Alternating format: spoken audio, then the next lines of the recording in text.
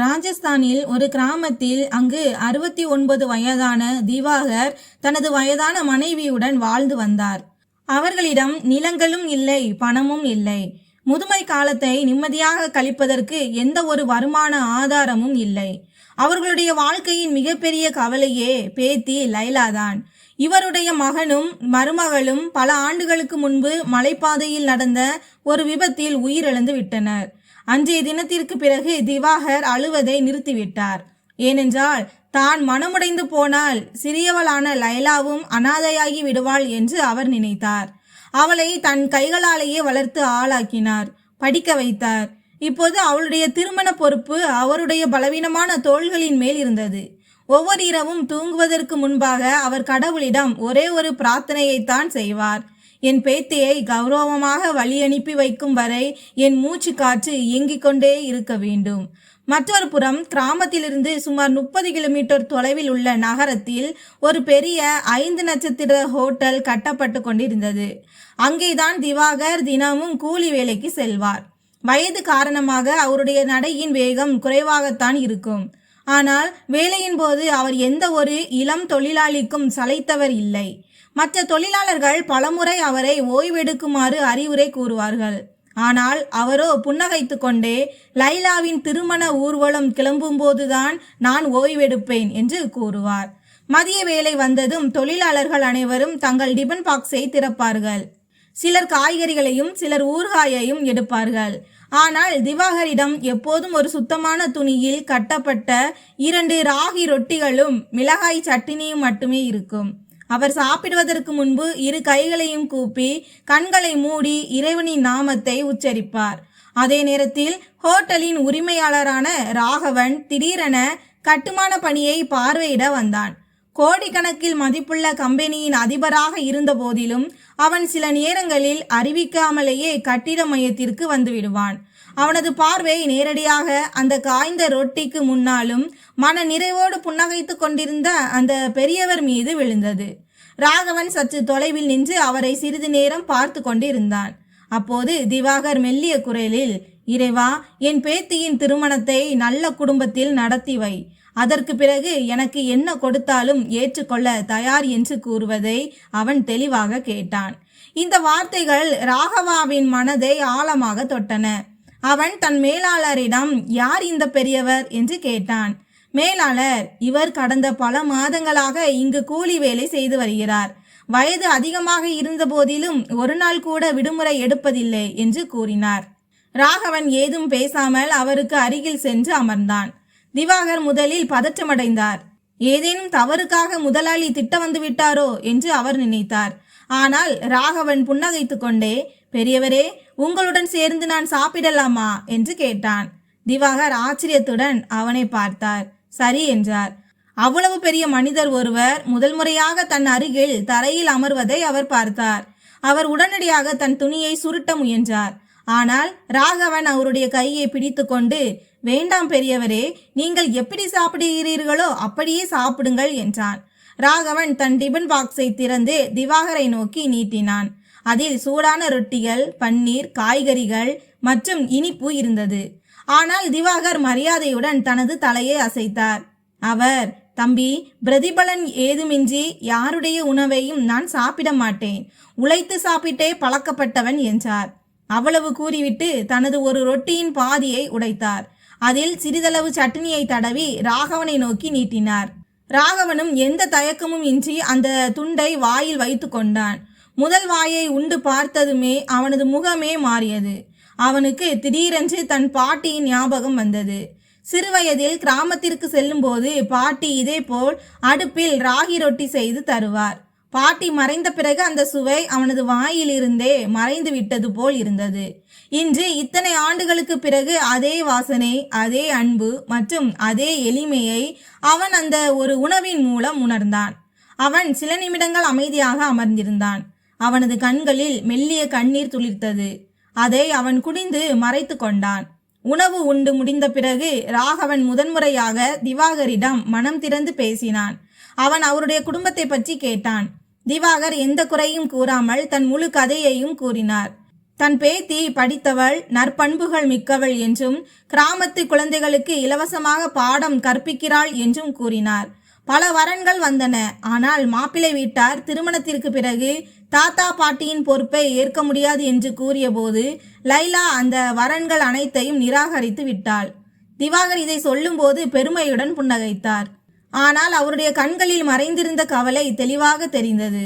வறுமை மனிதனை சிறியவனாக்கி விடாது, மாறாக அவனது குணத்தை இன்னும் உயர்த்தும் என்பதை ராகவன் முதன்முறையாக உணர்ந்தான். அன்று மாலை அவன் தனது காரில் அமர்ந்து ஹோட்டல் கட்டுமான இடத்திலிருந்து திரும்பிக் கொண்டிருந்த போது அவனது மனதில் திவாகரின் வார்த்தைகளை மீண்டும் மீண்டும் எதிரொலித்து கொண்டிருந்தன. அடுத்த நாளே அவன் திவாகரின் பேத்தி லைலாவை முதல் முறையாக சந்திக்கப் போகிறான் என்பதை அவன் முற்றிலும் எதிர்பார்க்கவில்லை. அடுத்த நாள் காலையில் கட்டுமான இடத்திற்கு வந்த பிறகும் ராகவனின் கவனம் வேலையில் செல்லவில்லை. அவன் மீண்டும் மீண்டும் திவாகரிடம் லைலாவை பற்றி கேட்க தொடங்கினான். அப்போது திவாகர் ஒவ்வொரு சனிக்கிழமையும் லைலா நகரத்திற்கு வருவதாக கூறினார். கிராமத்து குழந்தைகளுக்காக புத்தகங்களையும் மருந்துகளையும் வாங்கி செல்வாள். இன்றைக்கும் அவள் வரவிருக்கிறாள். மதிய வேளையில் ஒரு பழைய ஸ்கூட்டர் ஹோட்டலுக்கு வெளியே வந்து நின்றது. எளிமையான பருத்தி சுடிதார் அணிந்த ஒரு பெண் கையில் ஒரு துணிப்பையுடன் உள்ளே வந்தாள்.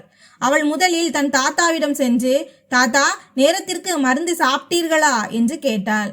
பிறகு அவருடைய கையில் தண்ணீர் பாட்டிலை கொடுத்து வீட்டிலிருந்து கொண்டு வந்த உணவை அவர் முன்னால் வைத்தாள். ராகவன் சற்று தொலைவில் நின்று இதையெல்லாம் பார்த்து கொண்டிருந்தான். அந்த பெண் தனக்காக யோசிக்காமல் முதலில் தன் தாத்தாவை பற்றி யோசித்தது அவனுக்கு ஆச்சரியத்தை அளித்தது.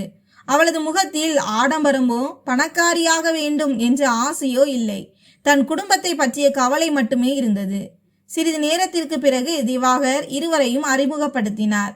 அவர், அம்மா, இவர் நம் முதலாளி என்று மட்டும் கூறினார்.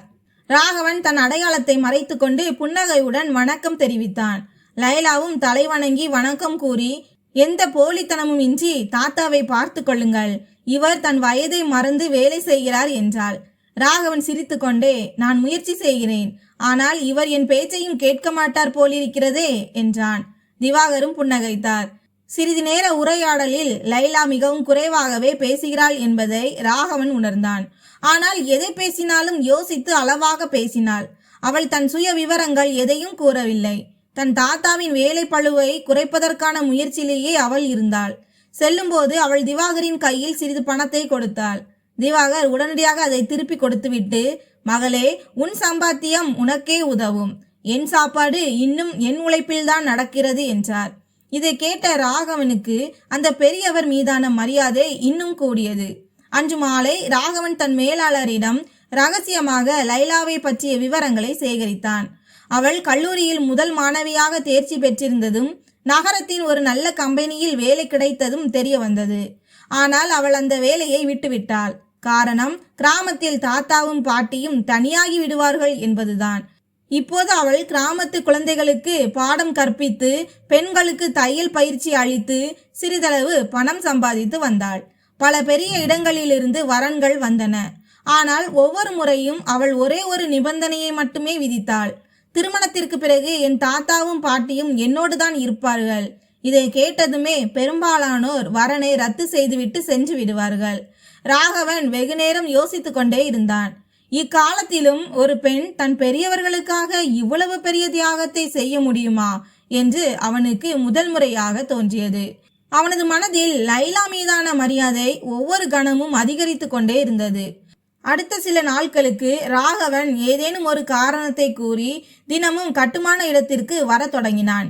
சில நேரங்களில் தொழிலாளர்களின் நலனை கேட்பான், சில நேரங்களில் கட்டுமான பணிகளை பார்வையிடுவான், சில நேரங்களில் திவாகருடன் அமர்ந்து தேநீர் அருந்துவான். லைலா வரும்போதெல்லாம் இருவருக்கும் இடையே 2-4 நிமிடங்கள் சாதாரண உரையாடல் நடக்கும். ஒரு நாள் ராகவன் லைலாவிடம், உனக்கு மீண்டும் ஒரு பெரிய வேலை கிடைத்தால் என்ன செய்வாய் என்று கேட்டான். லைலா ஒரு கணம் கூட யோசிக்காமல், சொந்த மனிதர்களை இழக்கச் செய்யும் வேலையால் என்ன பயன்? பணத்தை மீண்டும் சம்பாதித்து விடலாம், ஆனால் பெரியவர்கள் மீண்டும் கிடைக்க மாட்டார்கள் என்று பதிலளித்தாள். இந்த பதிலை கேட்ட ராகவன் முற்றிலும் அமைதியானான். அதே கணத்தில் அவனது மனதில் ஒரு முடிவு உருவானது. ஆனால் அவன் யாரிடமும் எதுவும் சொல்லவில்லை. அவன் முதலில் தன் மனதை பரிசோதித்து பார்க்க விரும்பினான். அங்கே கிராமத்தில் திருமண வரன் வந்து கொண்டே இருந்தது. திவாகர் முன்பை விட கூடுதலாக உழைக்க தொடங்கினார். அவருடைய இடுப்பு வலி அதிகரித்திருந்தது. ஆனால் அவர் யாரிடமும் குறை கூறவில்லை. ஒரு நாள் மாலை வேலை முடிந்ததும் அவர் திடீரென மயக்கமடைந்து தரையில் விழுந்தார். தொழிலாளர்கள் அனைவரும் பதறி போனார்கள்.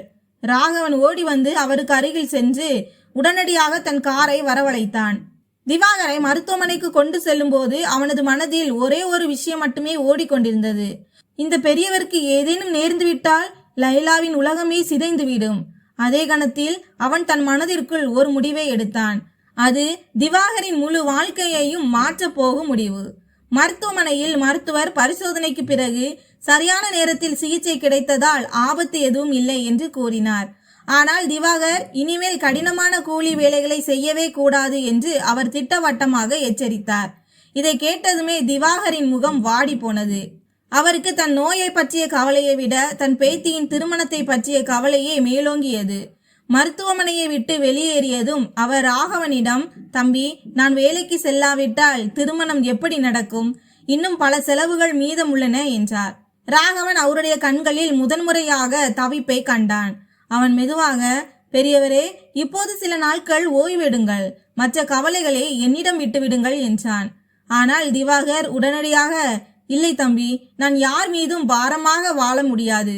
உழைப்பதை விட்டுவிட்டால் என் சொந்த கண்ணிலேயே நான் சிறுமைப்பட்டு விடுவேன் என்றார்.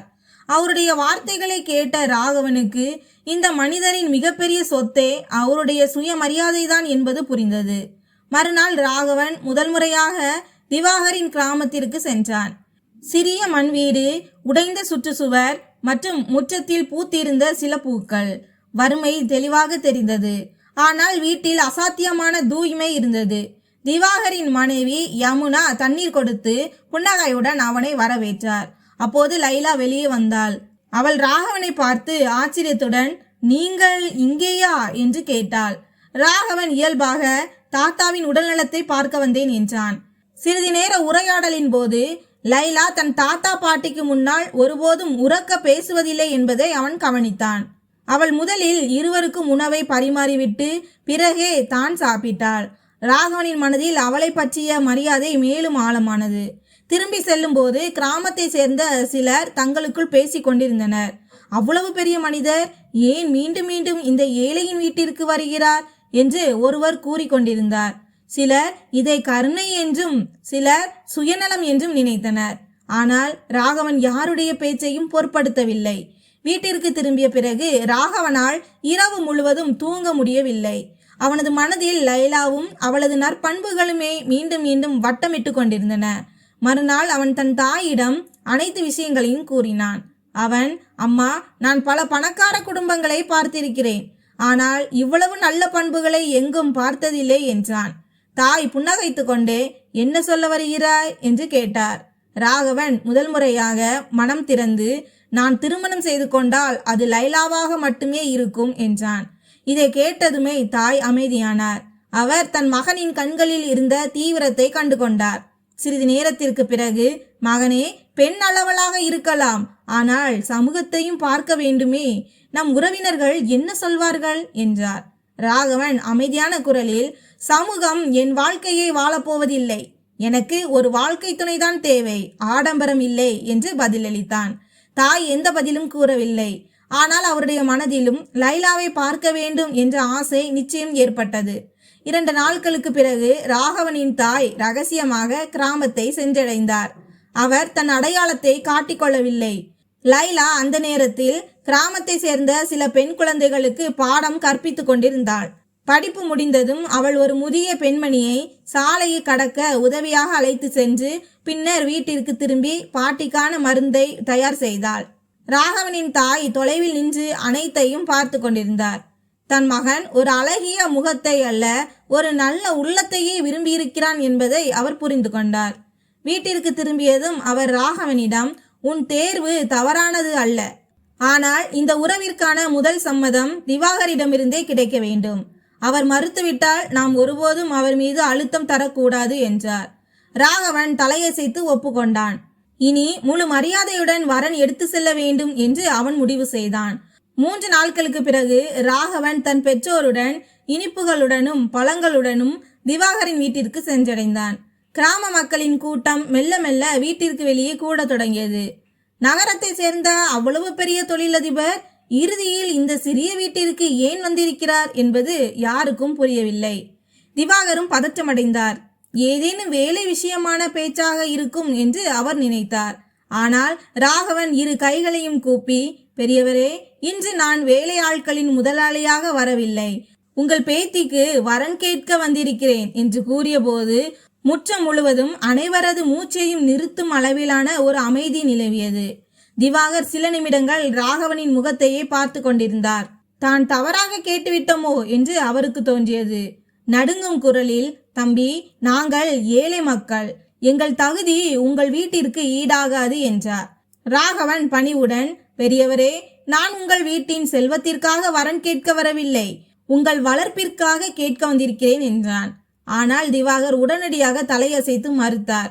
அவர், இல்லை தம்பி, இந்த நாய் பணத்தை பார்த்துவிட்டு தன் பேத்தியை விற்றுவிட்டான் என்றுதான் கிராமத்தினர்கள் கூறுவார்கள்.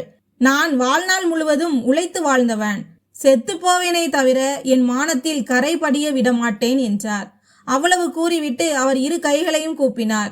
எதிரில் நிற்கும் மனிதர் ஏழையாக இருக்கலாம், ஆனால் அவருடைய சுயமரியாதை எந்த ஒரு அரசனுக்கும் குறைந்தது அல்ல என்பதை ராகவன் புரிந்து கொண்டான். ராகவன் பேச்சை மேலே வளர்க்க முயலவில்லை. அவன் தன் பெற்றோருடன் அமைதியாக அங்கிருந்து திரும்பி சென்றான். வழிநெடுகிலும் யாரும் ஒரு வார்த்தை கூட பேசவில்லை. வீட்டிற்கு சென்றதும் அவனது தாய், திவாகர் ஏன் இவ்வளவு பெரிய மனிதராக இருக்கிறார் என்பது இன்றுதான் புரிந்தது என்றார். மற்றொரு புறம் கிராமத்திலும் விதவிதமான பேச்சுக்கள் எழத் தொடங்கின. இப்படிப்பட்ட வரன் மீண்டும் மீண்டும் கிடைக்காது என்று சிலர் திவாகரிடம் எடுத்து கூற தொடங்கினர். ஆனால் அவரோ அனைவருக்கும் ஒரே ஒரு பதிலையே கூறினார். பையன் நல்லவன் என்றால் அவனுக்கு சொந்தமான பணத்தின் மீதல்ல, நம் மகளின் மீதுதான் அவனுக்கு விருப்பம் இருக்கிறது என்பதை அவன் முதலில் நிரூபிக்க வேண்டும். இந்த விஷயம் ராகவனுக்கு தெரிந்ததும் அவன் இனி எந்தவித அவசரமும் காட்டக்கூடாது என்று முடிவு செய்தான். அவன் நம்பிக்கையை வென்றெடுப்பான், அழுத்தத்தை தரமாட்டான். மறுநாளிலிருந்து ராகவன் தினமும் கிராமத்திற்கு வர தொடங்கினான். ஆனால் இந்த முறை அவன் திருமண பேச்சை எடுக்கவில்லை. சில நேரங்களில் திவாகரை மருத்துவரிடம் அழைத்து செல்வான், சில நேரங்களில் அவர்களுக்கு மருந்துகளை வாங்கி தருவான். கிராமத்து பள்ளியின் உடைந்த கூரையை தன் சொந்த செலவில் சீரமைத்து கொடுத்தான். ஆனால் எங்கும் தன் பெயரை எழுத சொல்லவில்லை. கிராமத்தின் தண்ணீர் பம்புகள் பழுதாகி இருந்தன, அவற்றையும் சரி செய்து கொடுத்தான். இதையெல்லாம் யார் செய்தது என்று மக்கள் கேட்டபோதும் அவன் யாருக்கும் எதையும் தெரிவிக்க வேண்டாம் என்று மறுத்துவிட்டான். மெல்ல மெல்ல கிராம மக்களின் எண்ணம் மாறத் தொடங்கியது. இந்த இளைஞன் ஆடம்பரம் செய்யவில்லை, உண்மையாகவே மனித நேயத்தோடு நடந்து கொள்கிறான் என்பதை அவர்கள் புரிந்து கொள்ள தொடங்கினர். திவாகரும் தொலைவில் இருந்து இதையெல்லாம் பார்த்து கொண்டிருந்தார். ஆனால் அவர் இன்னமும் தன் மனதின் முடிவை மாற்றிக்கொள்ளவில்லை. ஒரு நாள் மாலை லைலா தன் தாத்தாவிடம், தாத்தா, நீங்கள் வேண்டாம் என்று கூறினால் நான் ஒருபோதும் திருமணம் செய்து கொள்ள மாட்டேன். ஆனால் ஒரு விஷயத்தை மட்டும் நிச்சயம் சொல்வேன். எந்த ஒரு சுயநலமும் இன்றி உங்களுக்கு சிகிச்சை அளித்து கிராமம் முழுவதற்கும் உதவி செய்து ஒருபோதும் அதை உபகாரமாக காட்டிக்கொள்ளாத ஒரு மனிதர் கெட்டவராக இருக்க முடியாது என்றாள். லைலாவின் பாட்டி யமுனாவும், என்னங்க, உறவுகள் பணத்தால் ஓடுவதில்லை, நல்லெண்ணத்தால் தான் ஓடுகின்றன. நாம் வாழ்க்கையில் பல மனிதர்களை பார்த்து விட்டோம். எனக்கு இந்த பையனின் கண்களில் பேராசை தெரியவில்லை என்றார். அன்று இரவு திவாகரால் வெகுநேரம் தூங்க முடியவில்லை. அவருக்கு ராகவன் ஒருபோதும் அவர் முன்னால் தன் பணக்காரத்தனத்தின் செருக்கை காட்டியதில்லை என்பது நினைவுக்கு வந்தது. அவன் எப்போதும் அவரை தாத்தா என்றே அழைத்து மரியாதை அளித்தான். முதல் முறையாக அவருடைய மனதின் கடினமான சுவரில் ஒரு சிறிய விரிசல் விழுந்தது. 2 நாட்களுக்கு பிறகு ராகவன் மீண்டும் அதே முற்றத்திற்கு வந்தான். இந்த முறை அவன் தனியாக வந்திருந்தான். அவன் திவாகரின் முன்னால் அமர்ந்து, நீங்கள் இன்றைக்கும் மறுத்தால் நான் உங்கள் பேச்சை கேட்டுக்கொள்கிறேன். ஆனால் வாழ்நாள் முழுதும் திருமணம் செய்து கொள்ள மாட்டேன். ஏனென்றால் எனக்கு லைலா போன்ற ஒரு வாழ்க்கை துணை மீண்டும் கிடைக்க மாட்டாள் என்றான். இதை கேட்டதுமே திவாகரின் கண்கள் கலங்கின. அவர் நடுங்கும் கரங்களால் ராகவனின் கையை பிடித்து கொண்டு, தம்பி, இன்று நீ என் வறுமையை அல்ல, என் மரியாதையை வென்றுவிட்டாய். லைலாவுக்கும் சம்மதம் என்றால் எனக்கு இந்த உறவில் முழு சம்மதம் என்றார். இதை கேட்டதும் யமுனாவின் கண்களில் இருந்து ஆனந்த கண்ணீர் பெருகியது. லைலாவும் அமைதியாக தன் தாத்தாவின் பாதங்களை தொட்டு வணங்கினாள். இதன் பின்னர் யாரும் கற்பனை செய்து பார்த்திராத வகையில் அந்த திருமணத்திற்கான ஏற்பாடுகள் கிராமம் முழுவதும் தொடங்கின. பார்க்க பார்க்க அந்த சிறிய கிராமம் மகிழ்ச்சியால் நிறைந்தது. எந்த வீட்டில் ஒரு காலத்தில் அமைதி மட்டுமே நிலவியதோ அங்கே இப்போது விருந்தினர்களின் சத்தங்கள் எதிரொலிக்க தொடங்கின. திருமணத்தில் எந்த ஆடம்பரமும் இருக்கக்கூடாது, ஆனால் எந்த குறையும் இருக்கக்கூடாது என்பதில் ராகவன் தெளிவாக இருந்தான். கிராமத்தின் ஒவ்வொரு குடும்பத்திற்கும் அழைப்பு விடுக்கப்பட்டது. திவாகர் மீண்டும் மீண்டும் செலவு கணக்கை கேட்டபோது ராகவன் புன்னகைத்து கொண்டே, பெரியவரே, இது என்னுடைய திருமணம், இதில் உங்களுடைய உரிமையை விட என்னுடைய உரிமைதான் அதிகம் என்றான். திருமணத்தன்று மாப்பிள்ளை ஊர்வலம் கிராமத்தை வந்தடைந்த போது கோடிக்கணக்கில் சொத்துள்ள அதிபர் எந்த ஒரு ஆணவமும் இன்றி எளிமையான மணமேடையில் அமர்ந்திருந்த அந்த ஒரு விஷயத்தையே அனைவரும் ஆச்சரியத்துடன் பார்த்து கொண்டிருந்தனர். அவன் கிராமத்து முதியோர்கள் அனைவரின் கால்களிலும் விழுந்து வணங்கினான். இதை பார்த்த மக்களுக்கு அவன் மீதான மரியாதை இன்னும் கூடியது. திருமண சடங்குகள் அனைத்தும் இனிதே முடிவடைந்தன. விடைபெறும் நேரம் வந்தபோது லைலா தன் தாத்தா பாட்டியை பிடித்து கதறி அழுதாள். திவாகர் நடுங்கும் கரங்களால் அவளது கண்ணீரை துடைத்தார். மேலும், மகளே, இன்று உன் தாய் தந்தை உயிரோடு இருந்திருந்தால் மிகவும் சந்தோஷப்பட்டிருப்பார்கள். இப்போது நீ உன் புதிய வீட்டிற்கு செல். ஆனால் உன் நற்பண்புகளை ஒருபோதும் விட்டுவிடாதே என்றார். அருகில் நின்று கொண்டிருந்த ராகவன் இதையெல்லாம் கேட்டுக்கொண்டிருந்தான். அவன் முன்னால் வந்து திவாகரின் கையை பிடித்து கொண்டு, பெரியவரே, நீங்கள் ஏன் வழி அனுப்பி வைக்கிறீர்கள்? மகள் உங்கள் வீட்டிலிருந்து தான் செல்கிறாள். ஆனால் உங்கள் மகன் இதோ இங்கேயே நிற்கிறான். இன்றிலிருந்து நீங்கள் எதை பற்றியும் கவலைப்பட தேவையில்லை என்றான். இதை கேட்டதும் அங்கே நின்றிருந்த பலருடைய கண்களும் கலங்கின. திவாகர் முதல் முறையாக ராகவனை பிடித்து தழுவி கொண்டார். திருமணம் முடிந்த சில நாட்களுக்கு பிறகு ராகவன் மீண்டும் கிராமத்திற்கு வந்தான். இந்த முறை அவன் வெறுங்கையோடு வரவில்லை. அவன் திவாகரிடம், பெரியவரே, இனி நீங்கள் கூலி வேலை செய்யக்கூடாது என்றான். முதலில் திவாகர் மறுத்தார். ஆனால் ராகவன் அவரை நகரத்திற்கு அழைத்து சென்றான். அங்கே அவருடைய பெயரில் ஒரு சிறிய அழகான வீட்டை வாங்கி கொடுத்தான். அத்துடன் மாதந்தோறும் அவருடைய செலவுகளுக்கான தனி ஏற்பாட்டையும் செய்தான். கிராமத்து மருத்துவமனையில் அவருடைய சிகிச்சைக்கான ஏற்பாடுகளையும் செய்து கொடுத்தான். திவாகர் நெகிழ்ச்சியுடன், தம்பி, நீ எங்களுக்கு எல்லாமே செய்துவிட்டாய் என்றார். ராகவன் புன்னகைத்து கொண்டே, பெரியவரே, நீங்கள் எனக்கு பணம் தரவில்லை, ஆனால் வாழ்க்கையின் மிகப்பெரிய பாடத்தை கற்றுக் கொடுத்தீர்கள். தன் சுயமரியாதையை ஒருபோதும் அடகு வைக்காதவனே உண்மையான பணக்காரன் என்றான். காலம் உருண்டோடியது. லைலா தன் புதிய வீட்டிலும் முன்பு போலவே இருந்தாள். அவள் தன் தாத்தா பாட்டியுடனான உறவை ஒருபோதும் தளரவிடவில்லை. ஒவ்வொரு வாரமும் இருவரும் அவர்களை சந்திக்க வருவார்கள் அல்லது தங்களுடன் அழைத்து செல்வார்கள். கிராமத்து மக்கள் திவாகரை சந்திக்கும் போதெல்லாம், பெரியவரே, உங்கள் அதிர்ஷ்டமே மாறிவிட்டது என்று கூறுவார்கள். ஆனால் திவாகர் எப்போதும் புன்னகையுடன் ஒரே பதிலையே தருவார். அதிர்ஷ்டம் மாறவில்லை தம்பி, இறைவன் ஒரு நல்ல மனிதனை சந்திக்க வைத்துள்ளார். அவருடைய இந்த வார்த்தையை கேட்டு அனைவரும் சிந்தனையில் ஆழ்வார்கள். மெல்ல மெல்ல கிராம மக்களும் தங்கள் வீட்டு பெரியவர்களை முன்பை விட அதிகமாக கௌரவிக்க தொடங்கினர். ஒரு மனிதனின் அடையாளம் அவனது உடைகளிலோ அல்லது பணத்திலோ இல்லை, மாறாக அவனது குணத்திலேயே இருக்கிறது என்பதை அவர்கள் புரிந்து கொள்ள தொடங்கினர்.